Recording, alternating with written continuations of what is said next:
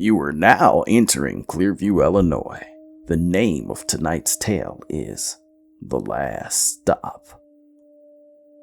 Ebony Marshall almost missed the train. She sprinted down the platform with one sneaker untied, her backpack bouncing against her shoulders, a coffee balancing in one hand and her phone in the other. The conductor was already calling. "Last boarding?" "Hold it!"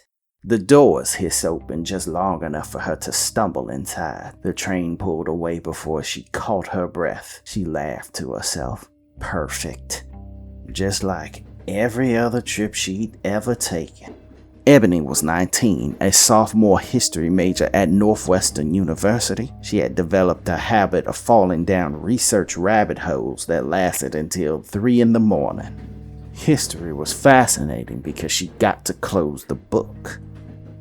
She preferred modern plumbing, modern medicine, modern civil rights, modern everything. She settled into a window seat and texted the person waiting for her.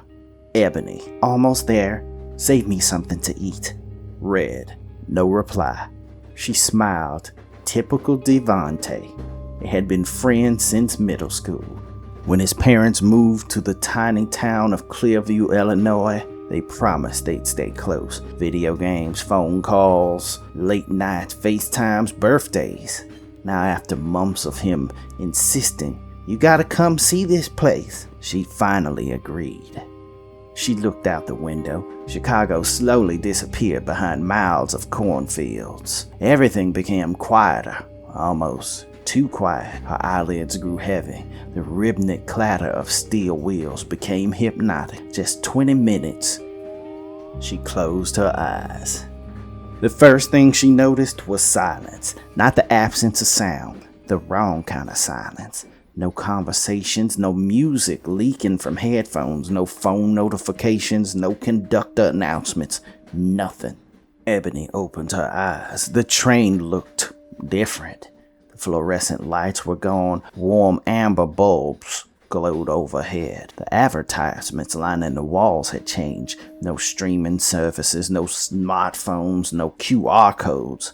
One advertised cigarettes. Another promoted a brand of vacuum cleaner she'd only seen in museums. Across from her sat a man wearing a gray fedora reading a newspaper. A real newspaper. Nobody looked up. Nobody was scrolling. Nobody wore earbuds. She frowned. "Is this some historical reenactment?" Her phone had no signal. Not one bar. She stood. The train suddenly lurched. The overhead sign crackled. The orange digital display she'd seen earlier was gone. Instead, old metal destination cards slowly rotated into place with a loud mechanical click. Now entering. The letter stopped. Clearview, Illinois. Another click. A second row turned beneath it. Ebony smiled. Finally. Then she read the last line. 1958. She laughed. Cute. Someone must have rented the train. Some Halloween attraction, some immersive theater experience. It had to be. It had to be. Then she noticed the newspaper. She couldn't stop staring at it. The date, October 17th, 1958. The ink looked fresh. The paper smelled old. She swallowed. No. A woman sitting nearby slowly folded her gloves into her lap. She looked Ebony up and down, not rudely, curiously, the way someone notices a person wearing clothes that don't belong. A hoodie, cargo pants, running shoes, a backpack covered in university pens.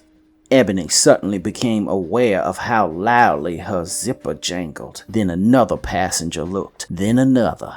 No one spoke. They just watched. Her heartbeat doubled. She reached into her pocket. Phone, still dead. No service. No emergency calls. Nothing. The brake screamed. The train slowed. Outside the window, Clearview Station emerged from the morning fog. Brick buildings, classic automobiles, men in hats, women wearing dresses and gloves. No traffic lights she'd recognize. No satellite dishes, no cell towers. A billboard overhead welcomed visitors with bright painted letters. Welcome to Clearview. Beneath it, a smaller sign, population 2,666. She whispered to herself. This isn't possible. Then another thought hit her like an ice wall. She was a history major. She knew exactly what year this was, exactly what America looked like, exactly what it meant. Her stomach dropped. I have to get home. The train doors opened. Nobody got off. Every passenger remained seated. Every head slowly turned towards her, as if they'd been waiting for her all along. One elderly woman smiled, not kindly, knowingly, and she spoke the only words anyone had said since Ebony woke. Miss Marshall. Ebony froze. I don't believe we've met. The woman's smile widened. Oh, we've been waiting a very long time. The station bell rang outside. The town of Clearview waited. You are now leaving Clearview, Illinois. Hope you enjoyed the trip.